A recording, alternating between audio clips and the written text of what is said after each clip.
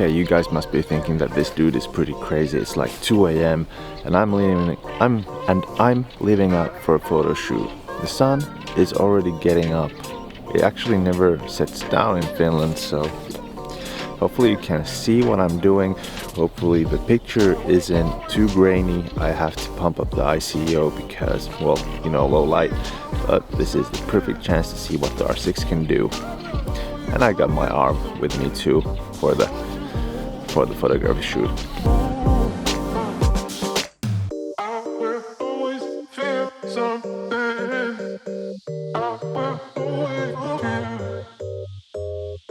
Okay, I've been taking a few sunset photographs and I was thinking about taking a sunrise photograph, or actually take a shootout.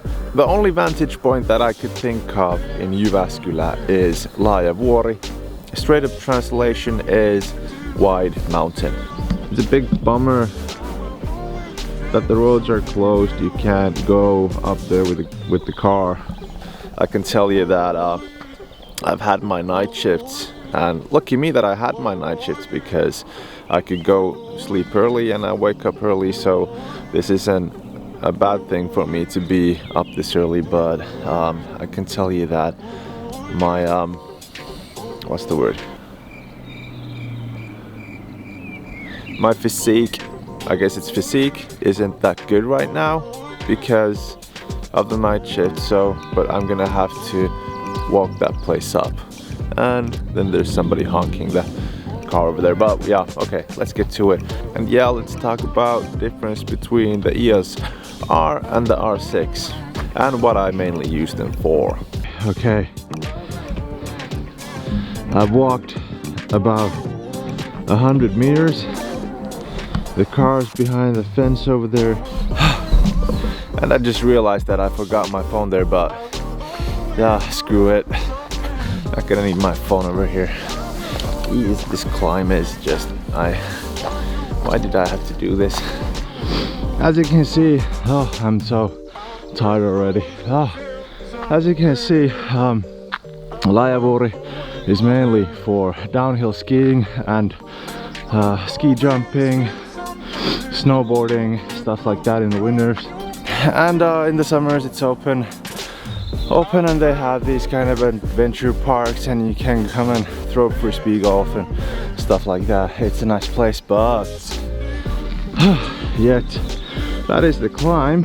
I gotta go from there to there. Now come on, focus.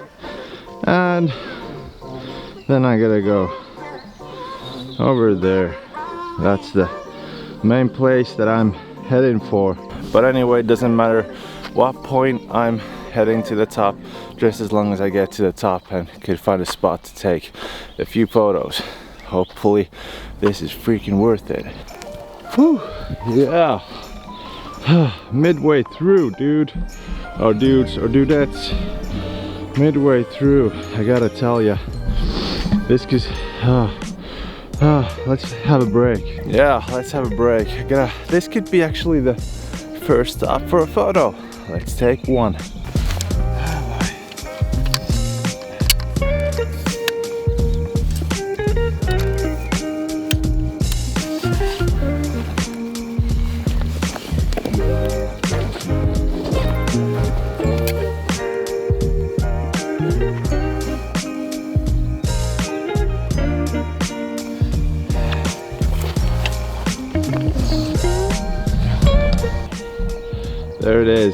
There it is, the setup.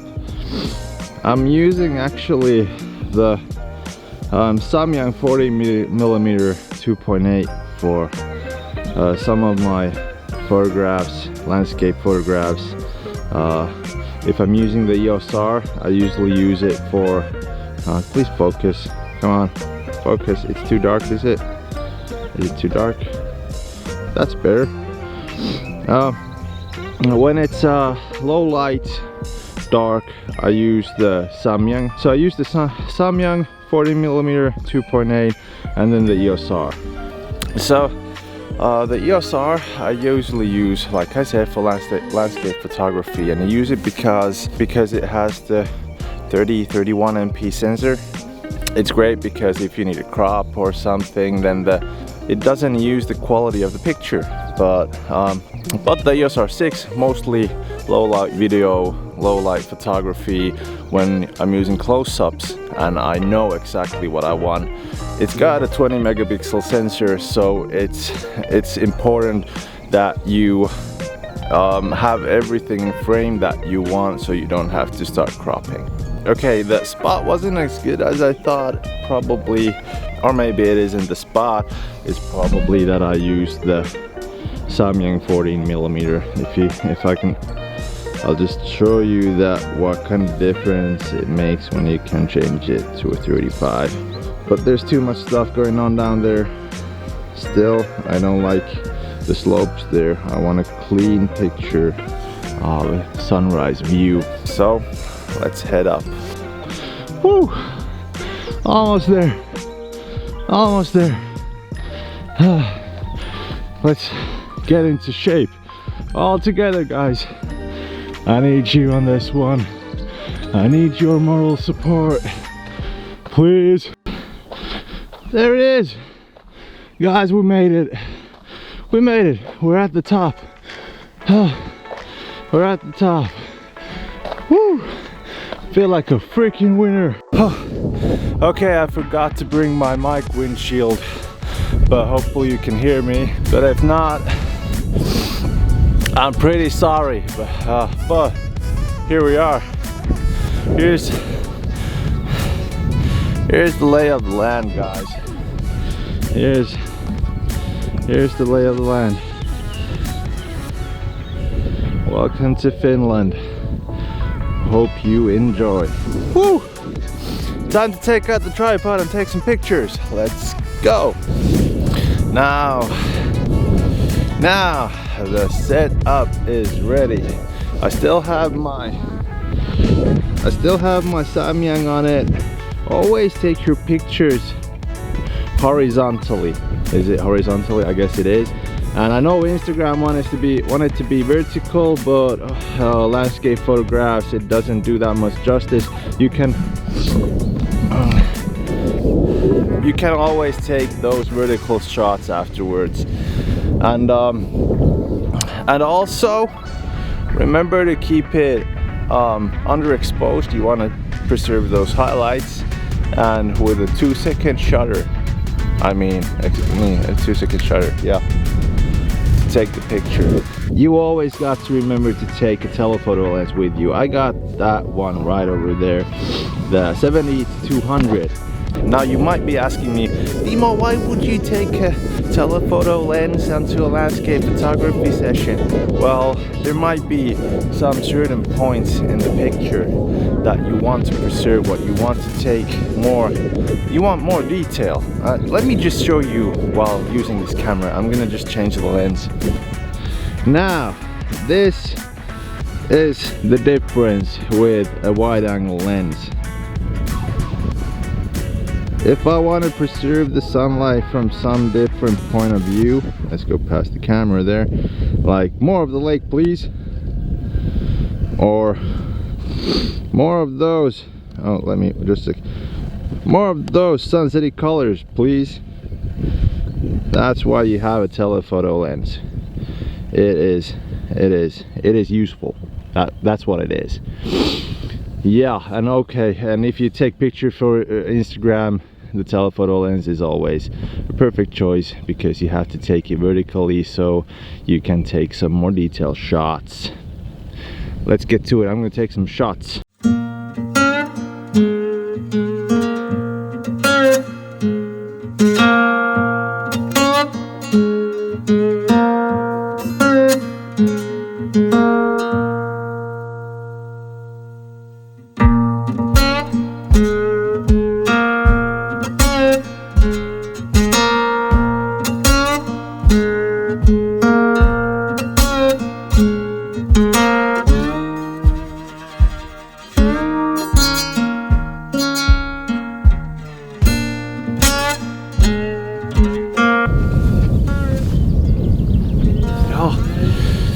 started to get pretty cold out here. It's still windy. It's pretty windy out here. I hope you can hear me, but I am pretty doped about these pictures. Just 1 sec. One more lay of the land for you guys. This is just something else. I am pretty doped. I'm so psyched about the photos, and yet again, goddamn, I'm glad I took the 70-200 with me. The telephoto lens is just, it's perfect for taking like detailed shots of the mist, the lakes, everything you can see around here. If you want something, you can actually just take many photos side by side and put it into Photoshop or anything you want and make a panorama out of it. So there's a lot of things you can do with a telephoto lens. Sometimes I actually wish I even had a 400mm. These scenes just like zoom into the, you know, the mist and everything, and like how the light is coming through the mist. It's just it doesn't, the lenses I had, they don't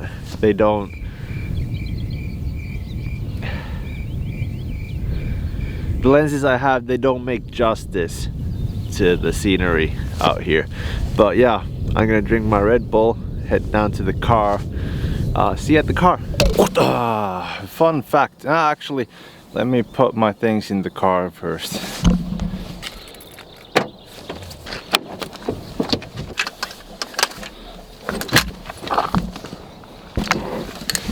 So I was saying, fun fact, in the end, I used a lot of the R6 though. I have no idea where this is gonna go. Instead of me sitting in front of a computer and starting editing these photos, I'm just gonna do a reel with photos from the R and the R6 with specs, with the same ICO and the same aperture and the same shutter speed, as close as possible to each other, and show you side by side, like first the R, then the R6, how they're gonna look like.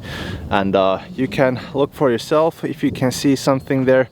It's gonna be fun for me too. It's been a while since I've actually compared these two, how they work out. But yeah, let's start the reel. Did it start? No? How do I say, what the f—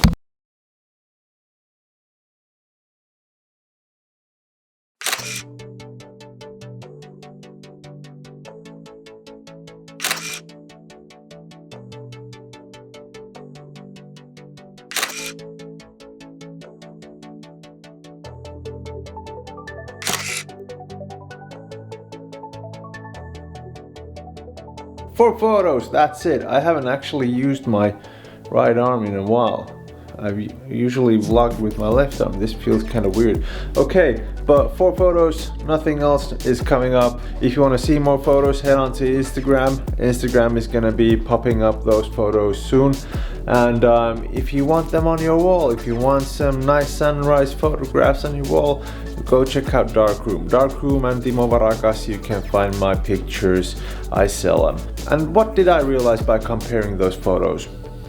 Nothing much. On the first photo, I sort of thought that it looked like the EOS R has a more dynamic range because of the higher megapixel count or something like that. I'm not a tech engineer. I don't know much about cameras and how they work on the inside. I just know some things how they work, and that's enough for me at the moment. But yeah, but then again in another picture, not the ones I showed you, but in another picture, I realized that the EOS R6 has a high dynamic range too, and it feels good. And I just gotta say, I love the EOS R6. This camera this camera is just, it's a beast, and I love it. From the single moment I took my first photo with it, and the low light specs of it, it's my kind of camera. Can't wait to get my hands on an R5 someday, maybe, hopefully in the near future, you never know, and feel it out and see how that feels, how that goes. But yeah, I'm gonna go and make me some coffee. You know what's coming up next. I'll see you on the next one.